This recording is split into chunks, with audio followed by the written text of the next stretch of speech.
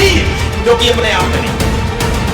और मैं तुम्हारा गुरु, मैं चाहता हूं कि अपनी गरिमा हो, अपनी महिमा हो, और ये तब होगा जब तुम अपने आप में होगे, और अपने आप में तुम तब होगे जब तुम अपने आप को पूरी तरह सदगुरु में समर्पित कर दोगे कि तुम सब मेरे प्राण हो, मेरे ही प्राणों की उष्मा से तुम सब सींचे जा रहे हो। इसका एहसास जिस दिन तुम करोगे, जीते जी मर जाओगे। और जब तुम प्राणों का एहसास करोगे, गुरु में पूरी तरह एकाकार हो जाओगे, तो जीते जी मर जाओगे। फिर तुम्हें मृत्यु कभी मार नहीं पाएगी, मृत्यु कभी दबोच नहीं पाएगी, मृत्यु तुम्हारा कुछ कर नहीं पाएगी। मेरा कोई नाम नहीं, मेरा कोई रूप नहीं, मैं हूं बस।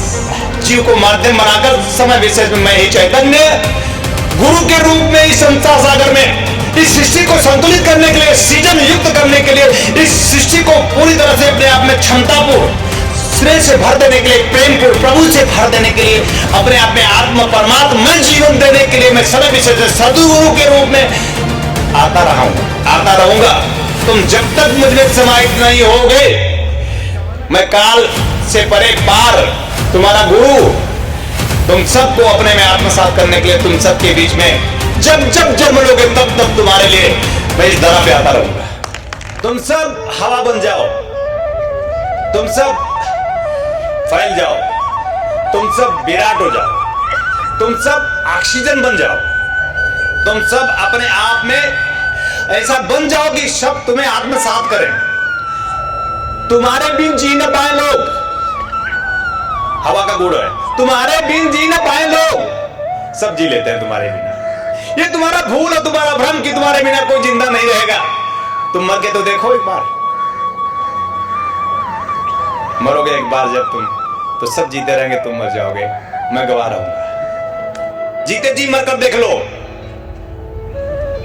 ऐसा राजा हुआ, फिर मैं उदाहरण देता हूं, ऐसा राजा हुआ भर्तृहरि, उसी का नाम ले लेता हूं। ऐसा राजा हुआ भर्तृहरि, भोगों में लिप्त, अपने आप में सुरा सुंदरियों में लिप्त, पूरी तरह से श्रृंगार शतक लिखा।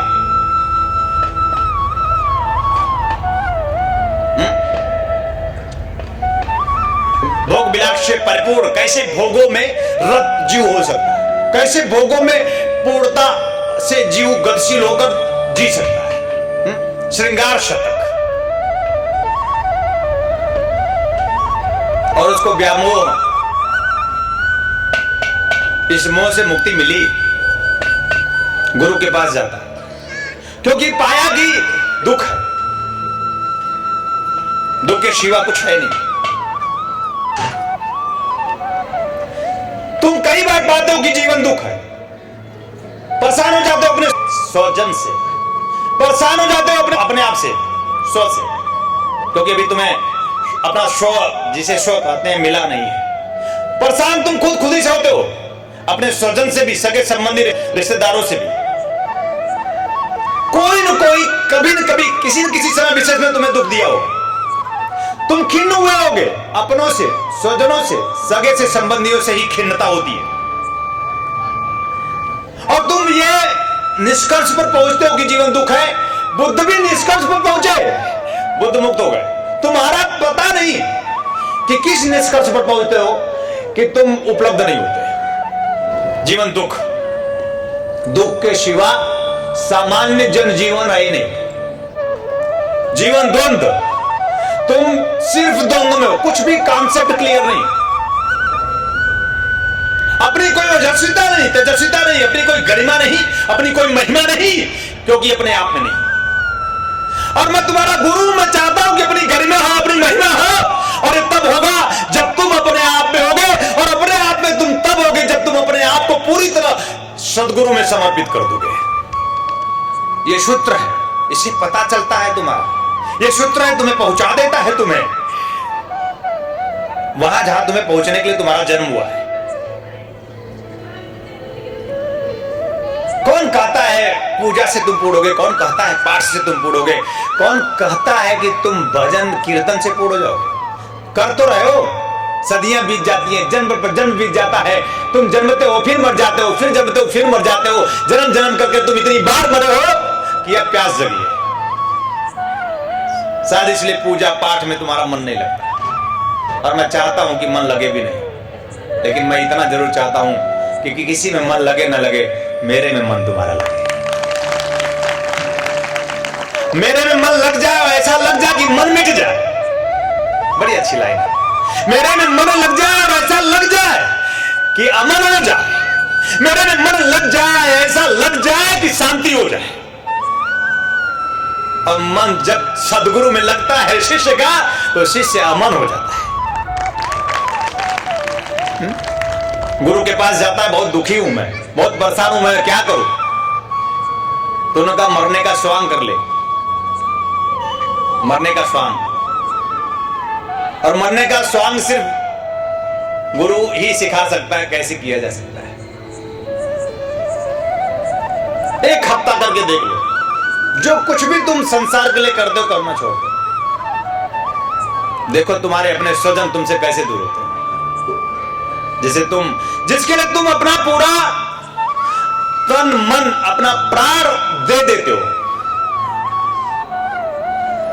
और कभी भी एक पुत्र खड़ा होकर अपने बाप को नहीं कहता आप मेरे प्राण हो। देखो जरा, और बगल से एक लड़की गुजरती है, दुपट्टा लहराता है, थोड़ा सा छू जाता है और आगे दौड़ के कहता तुम मेरी प्राण हो। छल है।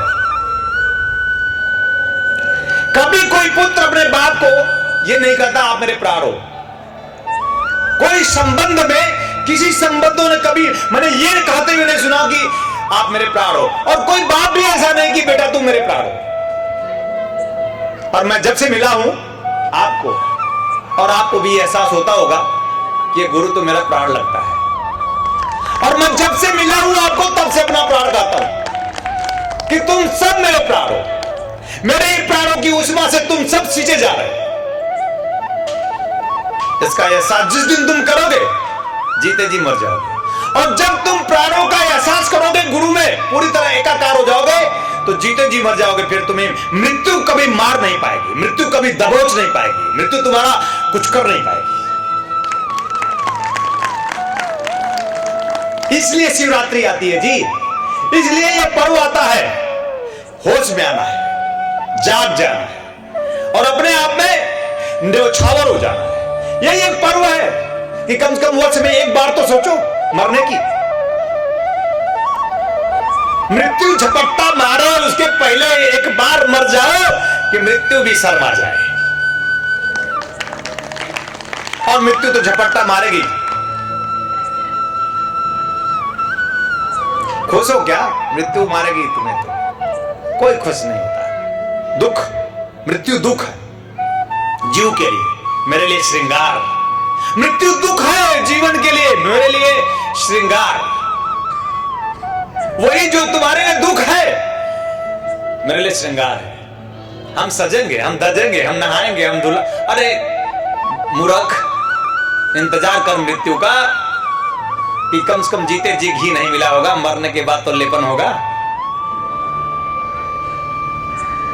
मरोगे जब तुम, तो तुम्हारे घर वाले, मैंने देखा है आजकल तो पुत्र भी ऐसे नहीं है कि देसी घी से लेप करें, चंदन की लकड़ी से जलाएंगे, मिट्टी का तेल डाल के फूंक देंगे।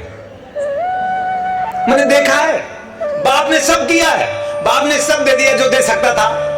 एक बाप का जो धर्म है, शिष्यगत बाप का, वो जो सब देना चाहिए अपने पुत्र को दे देता है। लेकिन जब मरता है तो उसके साथ भी छल होते हुए देखा है। जीव छल करता है, जीव छल करेगा, कभी भी वो निश्चल नहीं होगा। क्योंकि जीव सिर्फ जीव की परिभाषा है जो सिर्फ तन और मन में गतिशील है। प्यार का स्वांग करेगा, छल करेगा। स्वांग छल है।